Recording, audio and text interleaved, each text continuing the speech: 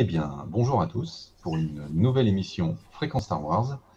Alors, une fois n'est pas coutume, nous allons, parce qu'on est en période de Star Wars Célébration, nous allons faire un petit flashback sur Bonjour Pierre. Célébration Europe. Et avec nous, effectivement, nous avons Michel, un des fondateurs de Mint Box, et Raphaël, un des plus Bonjour Pierre. anciens membres de Mint Box, qui est arrivé Un des juste plus après les gros. fondateurs. Non, ça c'est pas vrai, on ne peut pas le dire. Quoi qu'il en soit, moi je m'appelle Pierre et on va, pendant la demi-heure qui suit, vous conter nos aventures à Célébration Europe, à Londres, en 2007. Donc, c'est vrai que s'ouvre bientôt Célébration Anaheim, hein, donc je pense que l'émission sera publiée le jour de l'ouverture de Star Wars Célébration Anaheim. Et c'était pour nous une bonne occasion de faire un petit flashback sur les conventions parce que, comme on vous l'avait expliqué dans les précédentes émissions de Fréquence Star Wars, Mint Box a été créé non seulement pour parler de collections et de produits dérivés, non seulement pour faire en sorte que les collectionneurs se rencontrent, mais aussi pour participer à des conventions ou des petits événements qu'on peut avoir dans des villes de plus ou moins grandes. Et en fait, en 2007, Mint Box a seulement 4 ans. Alors, vous imaginez, il faut se rappeler un peu le contexte de l'époque. Les sites internet n'étaient pas ce qu'on connaît aujourd'hui avec la facilité qu'on a pour les mettre en place. C'était quand même assez artisanal, mais pourtant c'est ce qui fait finalement, ce qui forge un peu les bons souvenirs de cette époque. Et après avoir fait quelques conventions de ci, de là, notamment le FACT en Belgique, mais aussi la JediCon en Allemagne, est arrivé en fait sous les tropiques européennes la convention officielle Star Wars Célébration. Et effectivement, pour un site comme nous, il était indispensable de pouvoir s'y rendre. Alors effectivement, on avait vu grand à l'époque, puisqu'on s'était dit on va demander en fait d'avoir un stand et en fait on l'a eu du coup. Ouais, dans la fan area quoi. Hein, voilà, dans la fan area, donc c'était assez incroyable. Après 4 ans d'existence, on vivait notre rêve grandeur nature. Hein, effectivement. Tout était différent à l'époque, hein, et puis tout était nouveau en tout cas pour nous. Et pour en fait un petit séjour à Londres assez spécial, hein, puisque non seulement c'était la Star Wars qui allait être dispatchée sur la planète et mis à la vente lors d'événements bien spécifiques. Et en 2007, donc c'est au Forbidden Planet de Londres que nous nous sommes rendus pour pouvoir acquérir ce Commander. Si je me souviens bien, c'était le Commander Bly, hein, non? Ouais, je crois que c'était ça. Ouais. Ouais. Et je me demande bien s'il n'y avait pas aussi Boba Fett qui était accessible en Boba Fett Animated. Animated, oui, exactement, mais pas à Célébration. Hein. Boba Fett était disponible à Célébration, mais le Commander était disponible au Forbidden Planet. Et d'ailleurs, nous, en fait, on s'est rendu à la veille de Star Wars Célébration parce qu'on avait en fait goupillé un petit entretien avec à l'époque Karl Meyer, qui était un des boss de Gentle Giant, donc le CEO, le Forbidden Planet nous avait gentiment accueillis pour qu'on puisse mener à bien cette interview que vous pouvez retrouver sur notre chaîne YouTube association meetingbox.net. Donc dans le petit moteur de recherche, hein, vous pouvez retrouver. Vous verrez une version de nous-mêmes un peu plus jeune, dans un contexte un peu différent, un peu moins poilu, un peu moins gris. Exactement. Mais en fait, c'est une journée assez incroyable parce que non seulement on avait pu rencontrer Karl Meyer de Gentle Giant, on avait rencontré une équipe de Forbidden Planet absolument incroyable. Hein. Je me souviens, on a été reçus vraiment super bien. Comme des rois. Ouais. En fait. Ah oui. Et à l'époque, hein, Raphaël, si je me souviens bien, je crois qu'on pouvait... si on faisait un jeu, si on était tiré au sort, on pouvait se faire scanner le visage. Tout à fait, oui. Il y avait un tirage au sort où le gagnant, il y avait 5 personnes que j'ai choisies dans la queue d'attente avec un truc qu'on mettait, un petit badge qu'on mettait dans une petite boîte. Et puis mon nom a été tiré au hasard. La seule difficulté que j'ai eu, c'est que je comprenais pas l'anglais et j'ai pas su que c'était moi. Donc il a fallu que quelqu'un me dise mais c'est toi, mais c'est toi, mais c'est toi, mais c'est toi. Voilà, donc après, j'ai eu vraiment la chance de pouvoir me faire scanner en 3D. En fait, comment dire, c'est plein les yeux quoi. Quand je repense, ce que Meeting Box m'a apporté ce jour-là et le Forbidden Planet, c'est inimaginable. Vous imaginez pas le bonheur que c'était faire la queue et toutes ces choses-là. Ouais. Et tu as pu avoir ce t-shirt exclusif? Oui, bah pas exclusif parce que tu l'as aussi. Non, mais moi je me suis débrouillé. Voilà, le t-shirt Gentle Giant fait pour l'occasion. Assez rare hein, d'ailleurs. Oui. Et c'est vrai que ça nous a permis, surtout lorsque lorsque les personnes se sont fait scanner leur visage, de rencontrer Jean-Marc Rully, hein, d'ailleurs on lui passe un petit coucou, Ouais. qui nous a scanné aussi gracieusement nos visages. Donc on a pu faire nos impressions 3D respectives de nos têtes. Moi, Ouais, après, on n'a pas eu nos propres bustes. non, on n'a pas eu Giant, nos propres bustes, mais on les a customisés pour l'occasion. D'ailleurs, je crois qu'il y a toujours quelqu'un du staff qui doit avoir le mien en finition depuis 5 ou 6 ans, voire plus. Le mien, il est chez le responsable du musée des miniatures. Je dirais pas son nom, parce qu'on l'a rencontré lors de l'interview. Il a toujours ma tête, voilà. Mes deux têtes, parce qu'il y a deux formats. Un format Atacus, un format The Battle Giant. Donc ça veut dire que si on veut voir ta tête, il faut aller au musée des miniatures. Donc Julien, tu risques d'avoir des requêtes tout à fait particulières. C'est un bon motif. Une photo à côté de ta miniature, Raphaël, ça mérite de voyager. Ils m'ont envoyé par courrier un bon avec ma photo. Justin Gel m'a fait un petit courrier pour me dire que j'avais gagné. Donc je suis content, mais c'est un tout petit format papier. Alors ne me demandez pas où il est. Mais si je le retrouve, je le mettrai. Ouais, dans le grenier.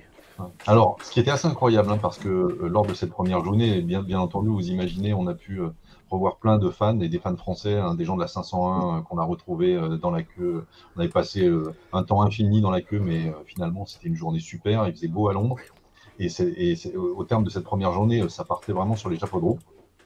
Et le lendemain matin, dès Potron Minet, nous devions nous rendre sur le lieu de l'Excel, hein, justement pour préparer notre stand et être prêt pour l'ouverture des 3 jours de célébration. Donc, artisanalement, hein, comment on fait quand on est un site web et qu'on a un stand à célébration, on loue un camion, on met le stand, on ramène des produits dérivés exclusifs un peu dans tous les sens, histoire d'habiller le stand, et puis se préparer pour passer un bon moment, de rencontres avec des collectionneurs. Et finalement, on en a eu plein les yeux, parce que non seulement dans la fan area, finalement, on n'était pas loin de la société Kotobukiya. D'ailleurs, oui, vraiment pas loin. Hein, mais c'est-à-dire, on les avait rencontrés à Star Wars Réunion 2. Exactement. Mais Star Wars Réunion a eu lieu après, en fait, Michel. Ah oui, d'accord. C'est ça.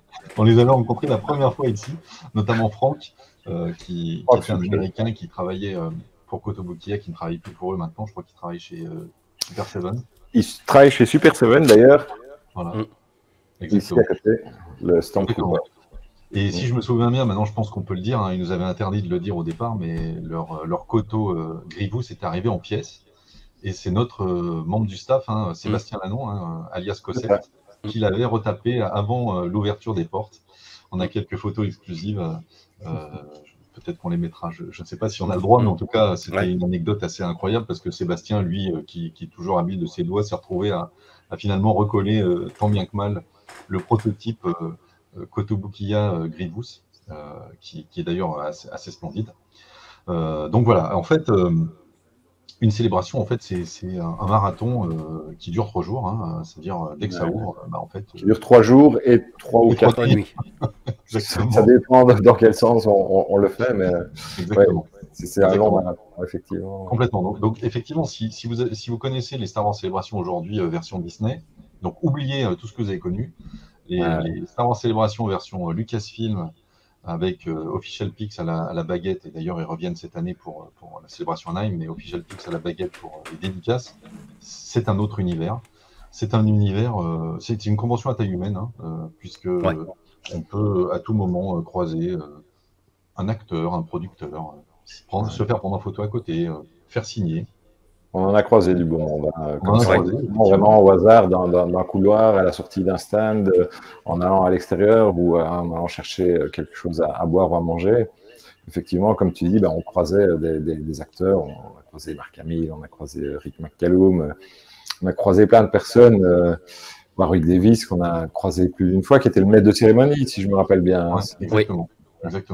Exactement, parce que effectivement le lieu de l'Excel se prêtait et puis surtout la période estivale se prêtait non seulement à des événements à l'intérieur avec les stands et puis le nombre incalculable de produits dérivés que notre photographe Michel a dû prendre en photo pour les reportages, hein, puisque je sais qu'on a publié des photos pour les reportages et c'était un peu l'objectif, c'était de montrer aux gens qui ne pouvaient pas voyager le maximum de ce qui manquait finalement, hein. On n'était pas à l'époque YouTube ou des lives ou des streams.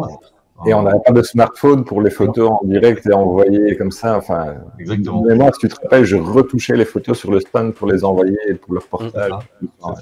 C'est ça. C'était effectivement une autre époque. Hein. Beaucoup Ouais, plus artisanale. Ça ne veut pas dire que c'était mieux avant. Non, c'était Ça veut différent. dire que c'était une autre époque. De toute façon, ce qui est important, c'est les souvenirs que ça laisse aux personnes. Hein, et finalement, ça laisse d'excellents souvenirs. Donc, une convention officielle, c'est un peu au format comme on voit aujourd'hui, avec des produits un peu dérivés. Hein. D'ailleurs, pour l'occasion, il y avait des t-shirts assez incroyables. J'en ai sorti deux, donc notamment celui-là, God Save the Queen avec Amidala. Ouais, avec un design. Je prends la pochette des Clash, justement, mais un peu détournée avec la reine Amidala. Des Sex Pistols. Des Sex Pistols, autant pour moi. Ouais, je ne fais pas loin. Hein. Voilà, quand même loin. Et puis voilà, ou des choses qu'on peut échanger à la fin d'une convention, des t-shirts un peu officiels, des gens qui font partie de l'équipe. Donc, en fait, finalement, une célébration, c'est de belles rencontres. Et c'est pas les Clash des produits, non. C'est récupérer des produits dérivés, récupérer des t-shirts comme ça, faire de belles rencontres, parce que également, lors de cette célébration, il y avait les collectors panels. Et l'un des meilleurs exemples de cadeaux qu'on pouvait avoir lors des collecteurs panels, c'est un peu ce qu'a Michel, puisque j'ai un peu derrière moi en photo, hein, ce qu'a Michel en vrai derrière. Donc une série de 12 médaillons qui avait, dont la première série avait débuté à Célébration 4. Et pour Célébration Europe, il y avait donc 12 nouveaux médaillons qui étaient sponsorisés par des collectionneurs privés. Donc vous aviez une représentation d'un produit vintage, finalement dans la langue du sponsor, avec son nom gravé derrière. Donc ça a amené en fait cette collection de médaillons à du coup 24, hein, puisqu'on avait les 12 de Star Wars Célébration 4 et puis les 12 de Star Wars Célébration Europe. Ce qui nous aura donné l'idée à nous, finalement, Mint in Box, puisqu'on avait Boba Fett un peu comme emblème du site, d'en faire un, d'en financer un. Et d'ailleurs, c'est lors de Star Wars Réunion 2, hein, organisé par Patrice Giraud, Boba Fett, on a pu le faire gagner, le donner finalement aux visiteurs. Oui, tout en bas. D'ailleurs, ce médaillon aura attisé beaucoup d'envie. Hein. On a eu énormément de demandes pour pouvoir l'obtenir parce que le personnage était emblématique et puis c'était finalement un médaillon unique pour une convention officielle française. Et finalement, la série de médaillons se poursuivra l'année suivante, en 2008, à Célébration Japon, où les 12 derniers médaillons auront été donnés lors des Collectors Panel. Et on a eu la chance, Michel, finalement, de faire partie des personnes qui présentaient au Japon, et ça nous a permis de faire partie de la grande aventure.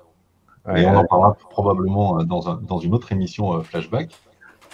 Et comme je disais, hein, donc Célébration Europe, c'est un grand hangar organisé avec un lieu pour les acteurs, un lieu pour les collectors panel, beaucoup de produits dérivés à découvrir, beaucoup de produits dérivés à acheter, beaucoup de fans à rencontrer. Et donc, comme la période estivale s'y prêtait à Londres, il faut se souvenir qu'on a eu deux événements assez importants à l'extérieur. Hein. Le premier, enfin, on peut dire trois, hein, on va commencer par celui-là, avec la présence de la 501 sur les marches de l'Excel. Énorme, monumental. Une photo gigantesque C'était juste et qui finalement a un peu initié les photos qu'on peut voir après les célébrations où les gens se rassemblent. Mais celle-là était vraiment incroyable. Et les deux autres événements qu'on peut noter à l'extérieur.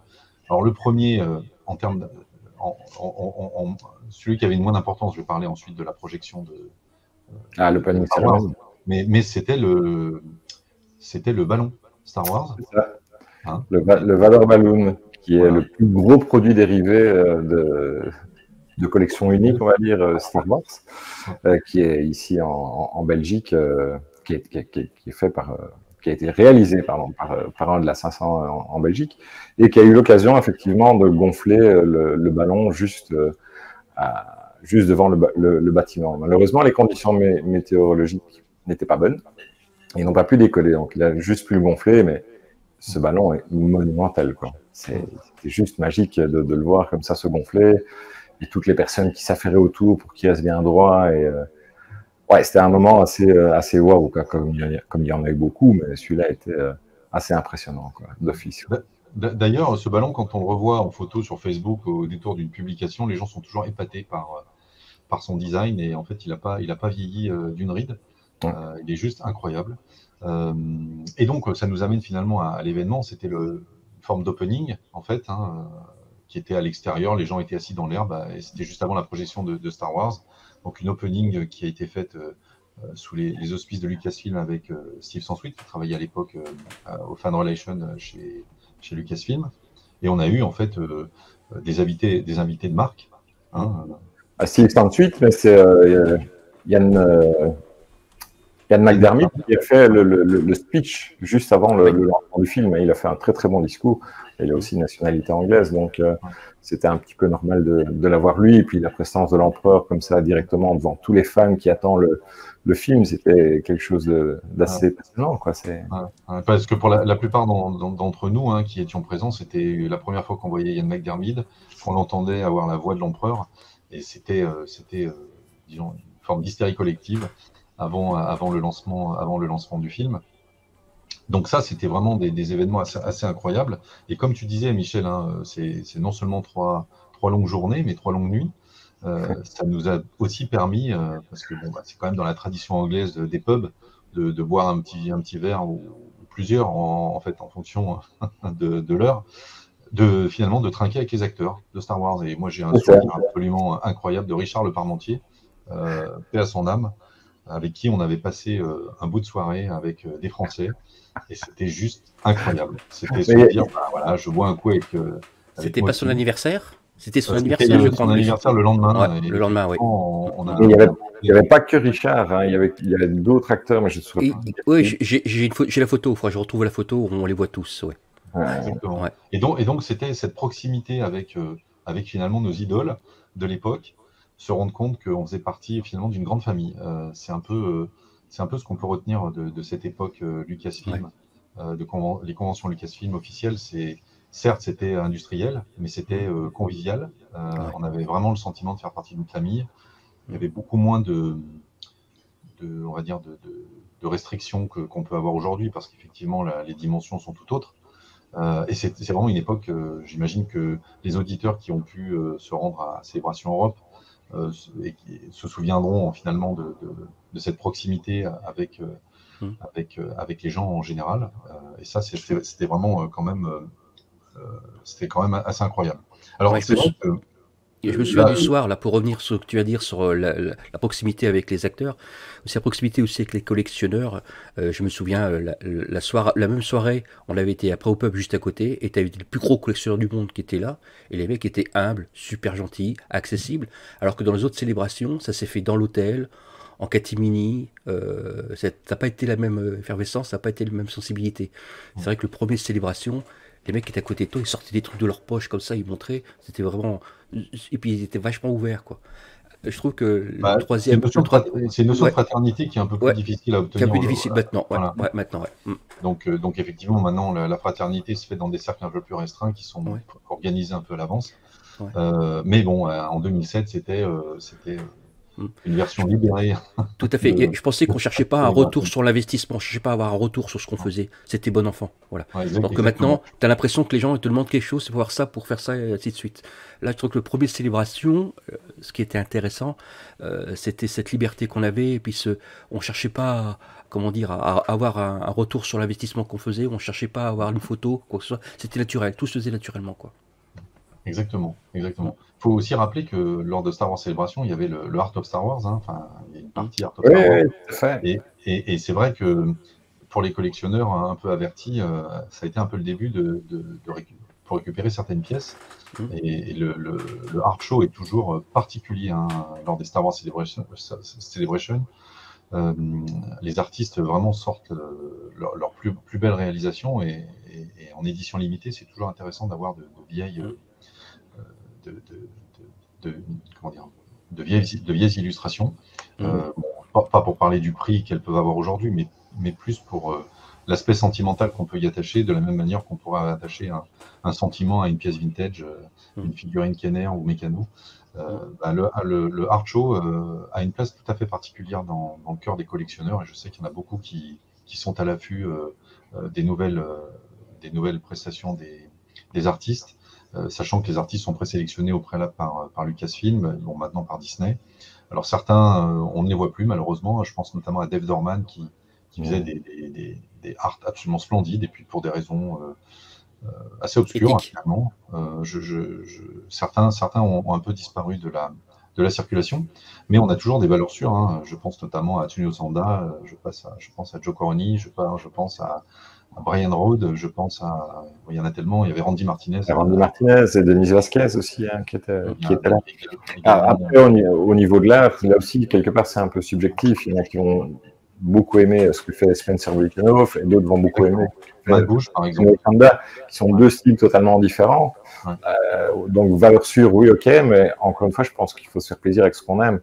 Moi, je suis un super fan de Spencer, parce que j'adore son style, et je trouve que le côté caricatural et cartoon me convient super bien par rapport à Tsuneo Sanda, qui fait très affiche de film, travail remarquable, mais qui au final, moi, ne me parle pas plus que ça en tant que fan. Voilà, c'est un rapport tout à fait singulier à l'artiste, et effectivement, il y en a un peu pour tous les goûts, et c'est ça qui est intéressant, notamment dans les célébrations. D'ailleurs, on parlait de collectionneurs, alors c'est vrai que je sais que notre ami Barry Aldridge, qui avait organisé Star Wars Celebration avec Lucasfilm, avait concocté des passes absolument incroyables. Ouais, d'ailleurs, je pense que si je vous sors notre passe Exhibitor, hein, bon, celui-là a été signé par Marc Hamill au détour d'un couloir. Alors l'Exhibitor était avec Chewbacca dessus. Hein. Voilà, avec Chewbacca dessus. Et on avait également un pass média, puisqu'on avait pu avoir accès à certaines zones qui étaient réservées aux médias. Celui-là, je me suis rendu compte en le retrouvant qu'il avait été signé par Rick McCallum. Bon, ça fait partie. Ça, c'est pas de chance. Hein. Ah, c'est pas de chance. Et donc après, on se retrouve à vouloir collectionner tous les autres. Voilà, et notamment le plus rare, le All Access avec le Dark Maul, qui était vraiment la pièce maîtresse de l'ensemble. Donc c'est vrai qu'aujourd'hui, sur eBay, on peut encore les trouver pour un prix assez modique, hein, je trouve. Et par contre, ils sont absolument fantastiques, hein, puisqu'il y en a facilement une bonne douzaine. Donc ça, c'est typiquement les choses qu'on peut collectionner, notamment comme les lanyards, hein, les tours de cou, dédiés Star Wars Celebration. Alors c'est vrai que si on négociait bien, on pouvait avoir aussi celui d'Official Pix, hein, de Star Wars Celebration Europe.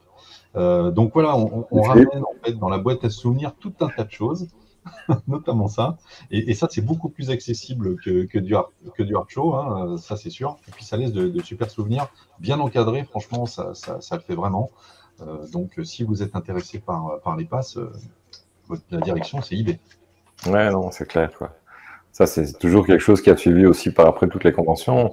Exactement. Mais à ce moment-là, on les prenait pas spécialement pour avoir l'objet, pour avoir la collection, évidemment, parce qu'on est des collectionneurs, on voulait d'avoir la série complète. Mais c'était le fait de pouvoir les avoir et de les admirer sans spécialement se dire, ok, je veux tous les passes. Ouais. C'est ça, je pense, qui a un petit peu changé. Exactement. Surtout que la réalisation artistique est assez splendide. Hein. Bon, là, les cartons de plus sont superbes. Hein. Voilà, exactement. Bon, là, on a le Adult Saturday, c'est un Vador.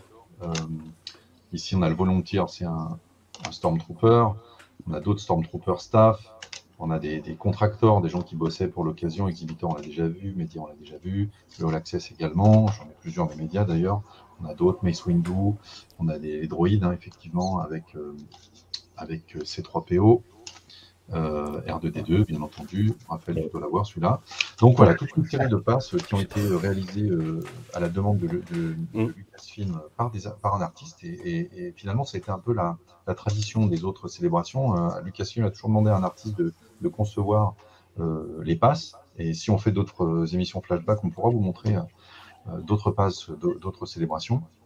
Oui, alors pour ceux qui ne peuvent pas les voir sur YouTube, enfin vous allez voir l'émission sur YouTube ou vous fouinez un peu sur le site de Meeting Box, vous allez trouver tous les visuels des émissions, quoi. Exactement. Et d'ailleurs, pour ceux qui veulent voir les médaillons qui sont à l'arrière-plan de Michel, hein, de la même manière, faites un petit détour sur YouTube.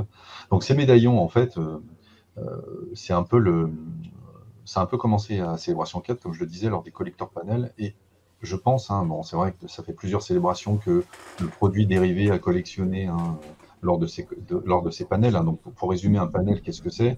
Un panel, c'est une conférence d'une heure environ faite par un collectionneur, et à l'issue de cette conférence, vous pouvez vous mettre dans la file d'attente et récupérer, à l'époque, un médaillon.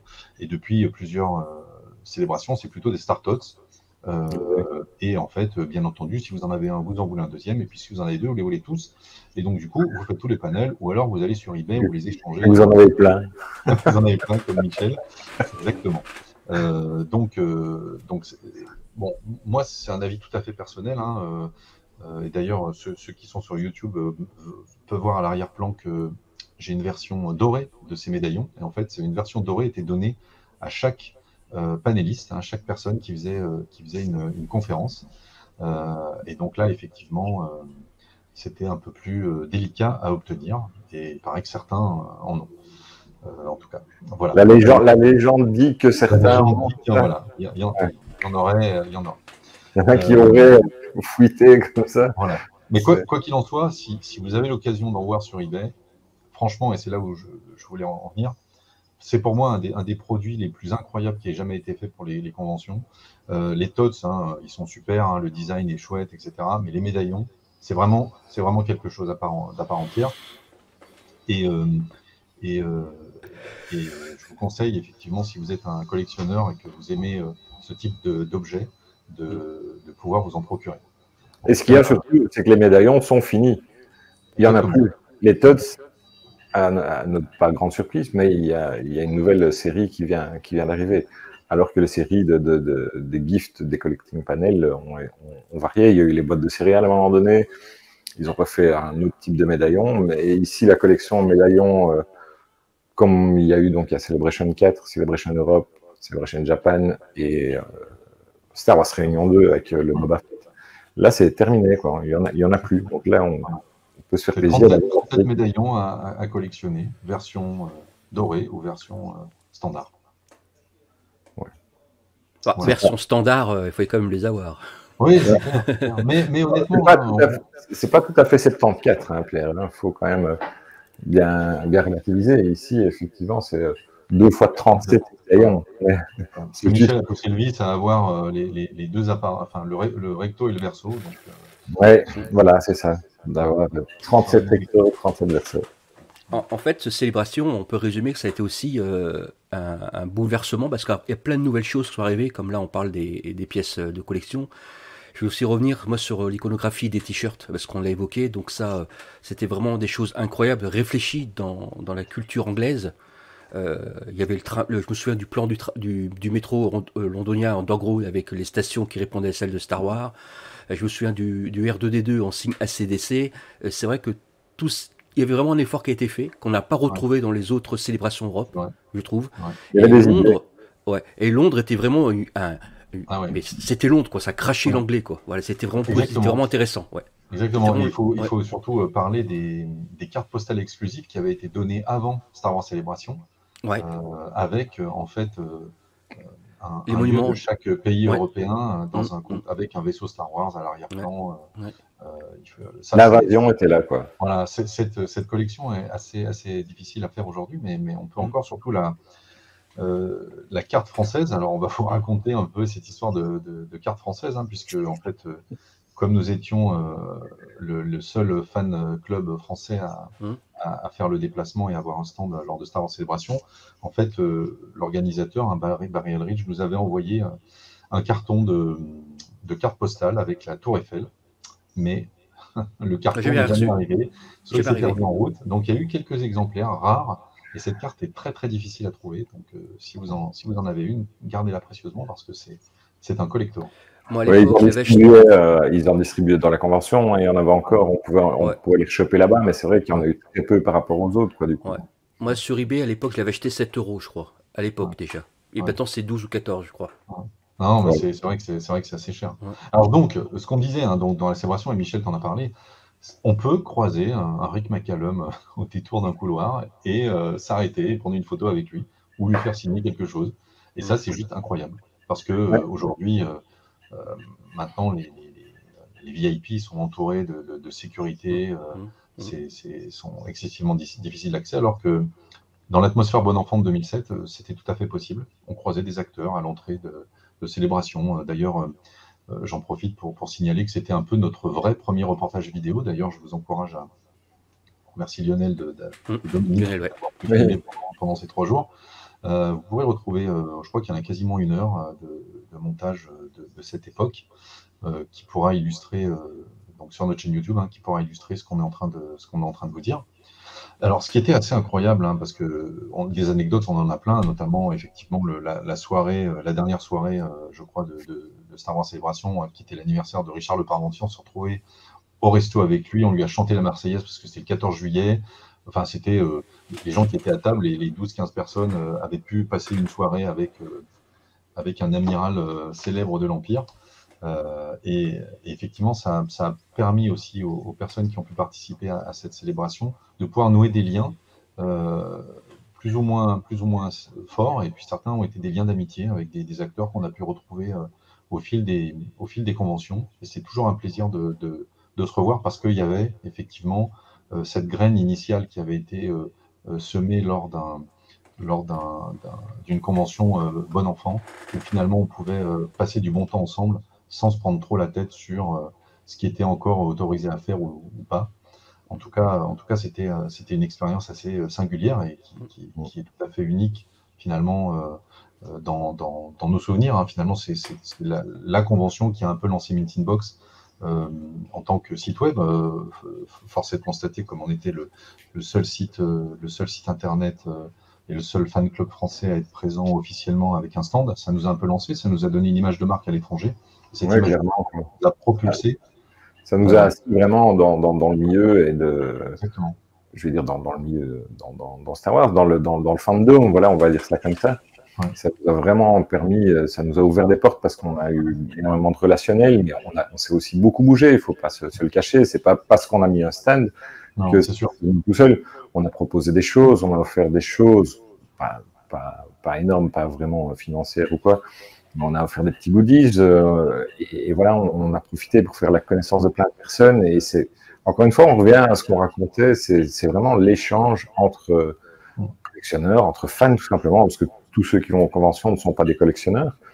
Mais ça ouvre vraiment beaucoup l'esprit et ça permet de rencontrer du monde, ce qui forme un grand réseau vraiment juste pour profiter d'être ensemble. Et c'est ça aussi que les soirées sont importantes, parce que les personnes qu'on croise juste parce qu'on est occupé soit à tenir le stand, soit à aller voir un panel, soit à aller acheter des trucs, on peut se permettre de les retrouver le soir et de partager encore d'autres moments. Les rues aux abords de l'Excel étaient bondées. C'est vrai qu'il a fait exceptionnellement beau à Londres à ce moment-là, mais on était vraiment dehors en train de discuter avec tout le monde. C'était un pur plaisir, quoi. Vraiment une expérience. Vraiment comme on rencontre dans des conventions plus petites.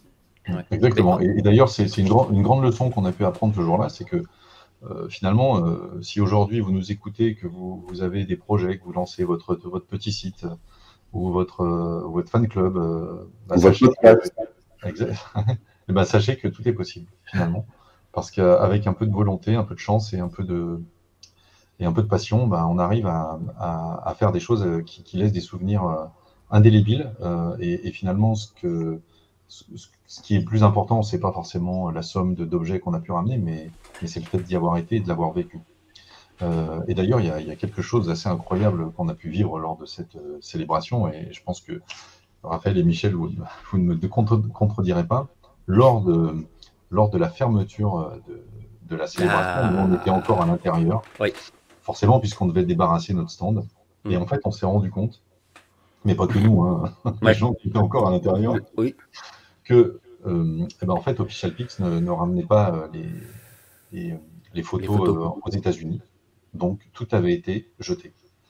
Donc, je vous laisse imaginer la moisson qu'on a pu faire ce soir-là. Et on a ramené des centaines de photos en parfait état. Et du coup, on s'est retrouvé tardivement dans la chambre de quelqu'un pour les trier et les distribuer. Des absolument incroyables de photos. Incroyable. Quand on voit combien sont vendues les photos aujourd'hui, on se dit, mais c'était juste incroyable. Et donc, ça fait partie des souvenirs assez dingues. Et ça nous a permis finalement de nous retrouver avec d'autres collectionneurs, hein, pas forcément de Mint in Box, mais mais dans cette chambre en train de trier les photos, les dizaines de différentes photos, et chacun est reparti avec son petit pack sous le bras. Et ça, c'est des choses qu'on verra plus aujourd'hui, hein, parce que c'est vrai qu'il est hors de question. On va quand même préciser que les photos qu'on a récupérées n'étaient pas signées. Hein. Non, bien sûr, bien sûr. Non, il vaut mieux le préciser. Ouais. Donc, effectivement, elles n'étaient pas signées, mais bon, ça fait partie de l'expérience. Et je sais qu'aujourd'hui, que ce soit les anciens de cette époque-là, ce qui nous a reliés, c'est cet événement-là, en fait. C'est le fait d'avoir pu vivre ça. Beaucoup plus qu'on aurait pu le vivre lors d'un JediCon ou un FACT. C'était la première fois qu'on avait un événement officiel en Europe. Et ceux qui y étaient, ça a été un élément fondateur et ça a créé le lien. Donc ça c'est quelque chose d'assez incroyable. On a eu la chance pendant l'événement d'avoir différentes personnalités sur notre stand. Hein. On repense à Karl Meyer qu'on avait interviewé quelques jours avant. On pense à Steve Sansweet avec qui on a noué une amitié durable et elle date de 2007. Mais aussi avec Patrice Giraud qui avait il est passé chez nous, son Star Wars Réunion 2. Et c'est vrai que 2007 c'était les 30 ans de Star Wars et on savait que c'était un moment fondateur dans le fandom français. Voilà. Donc, voilà. Mais tu sais, là, quand tu évoques le fait que c'était convivial, il faut remettre les choses dans leur contexte aussi. Il ne faut pas oublier qu'à l'époque, il n'y avait qu'un seul hôtel quand elle était à célébration. Ouais. C'est vrai qu'il y avait surtout un hôtel et les autres étaient assez loin. Mais celui qui était proche, c'était incroyable. Alors que maintenant, il y a le paquebot qui a à peu près 500 places. Il y a plusieurs hôtels, donc maintenant la masse de personnes qui stagnent le soir est plus importante aussi. Donc c'est vrai qu'on retrouve plus la convivialité qu'on avait, parce que là c'est vraiment un raz-de-marée, quoi, humain. Mais c'est vrai que le premier célébration, c'est vraiment à l'échelle humaine, quoi. On va dire vraiment comme elles étaient, quoi. Exactement. D'ailleurs, ceux qui nous écoutent sur les podcasts radio, je vous conseille quand même de jeter un œil à la version YouTube. Parce que on va dans la post-production, on mettra des images de l'époque, quelques photos, donc ce qui agrémenteront un peu plus ce qu'on vous a décrit. Donc voilà, un événement fondateur assez incroyable qui nous aura ouvert la route, en tout cas en ce qui nous concerne. On aura enchaîné une JediCon en 2008, puis Star Wars Célébration Japon, dont on vous parlera une autre fois, qui était une aventure assez incroyable.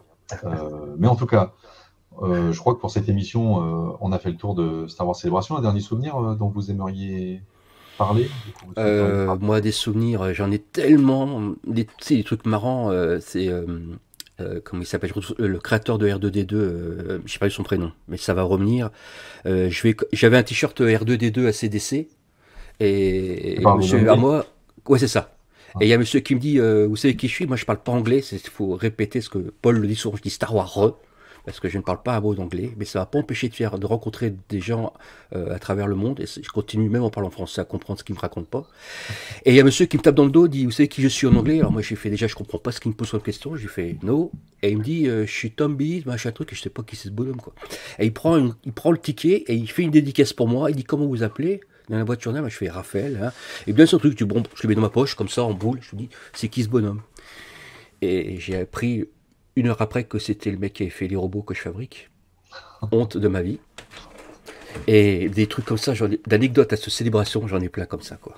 Plein comme ça. Et c'était vraiment il y avait l'armée anglaise, hein, je te vois encore faire le parcours du combattant de l'armée anglaise. Ouais, là j'en ai bavé avec Michel. Avec Michel Chevelot, moi j'en ai bavé. Hein. Puis les mecs nous attendaient comme ça, les bérets verts, là, anglais, là. Mortel. Mais c'était vraiment accessible. C'était le mot accessible, peut-être pas le bon, mais c'était convivial. Il n'y avait pas de concours de la plus grosse collection. Il n'y avait pas le concours de l'arrogance. C'est vraiment la facilité, l'échange. C'est-à-dire que les échanges que j'ai eu là-bas, je les ai jamais retrouvés autre part. Si, au JediCon.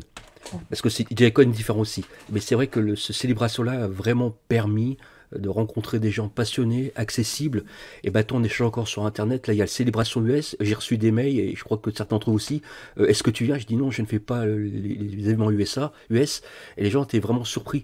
Mais c'était vraiment vraiment un excellent moment. Je pense que moi, c'était la première fois que je quittais l'Europe, quoi, en tant que tel, si vous pouvez aller en Angleterre, avec l'histoire du. Mais vous racontez tout ce qui est passé pendant le trajet, arriver à la douane, certains avaient leurs enfants qui n'avaient pas leurs papiers, qui ont dû repartir avec leurs enfants, pas pu à la célébration, des choses comme ça. Mais il y avait tellement de choses positives et à la fois surprenantes quand on était à Londres que je parlerai pendant des heures et des heures.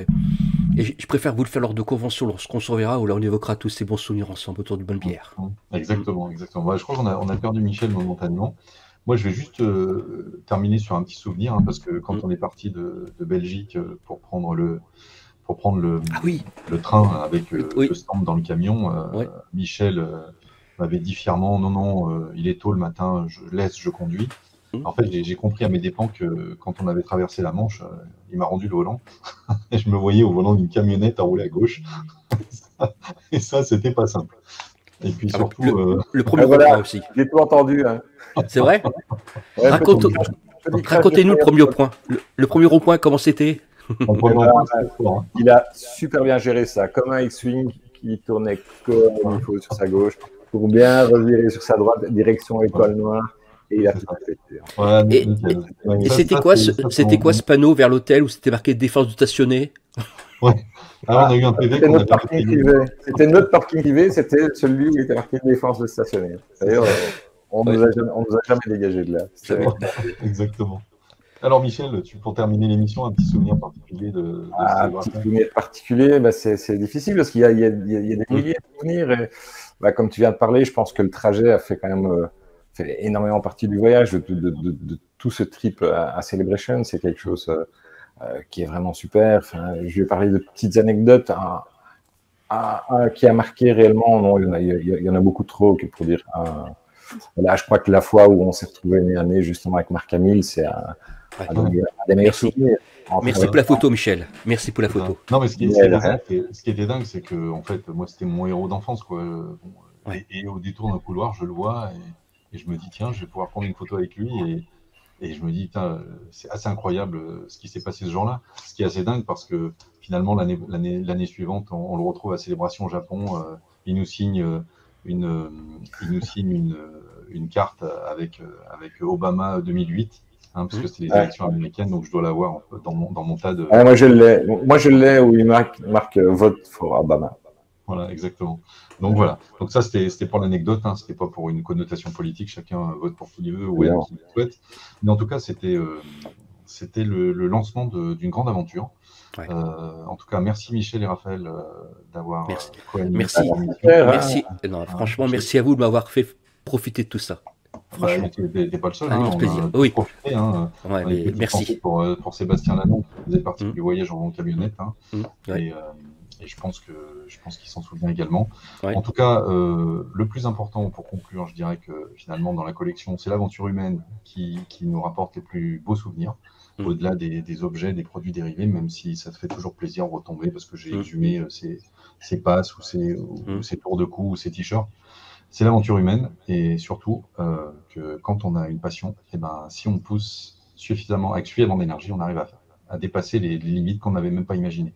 Donc, nous, on a peut-être passé l'âge de pouvoir continuer à aller aussi loin, mais en tout cas, ceux qui suivent, n'hésitez pas, tout est entre vos mains. Merci de nous avoir écoutés sur tous les supports et ceux qui étaient en radio, faites un tour sur YouTube, vous aurez des images de la convention. Et si vous ne regardez pas ce podcast en vidéo, retournez sur notre chaîne YouTube et vous verrez le reportage de Célébration Europe 2007. Merci Raphaël, merci Michel. À très bientôt. Merci Raphaël. Merci à Paul à la technique. Merci à Paul, la technique. Merci à tous les auditeurs et merci au staff qui nous envoie aussi des petits messages de support. D'ailleurs, il y en a plusieurs du staff qui devraient venir un petit peu raconter leur système. Exactement. Et pour ceux qui vont à Célébration Anaheim, je pense à Fabien qui est au Canada, qui a tout plaqué du Canada pour aller vivre cette expérience. Bonne convention et à très bientôt. À très bientôt. Au revoir. Merci. Salut à tous.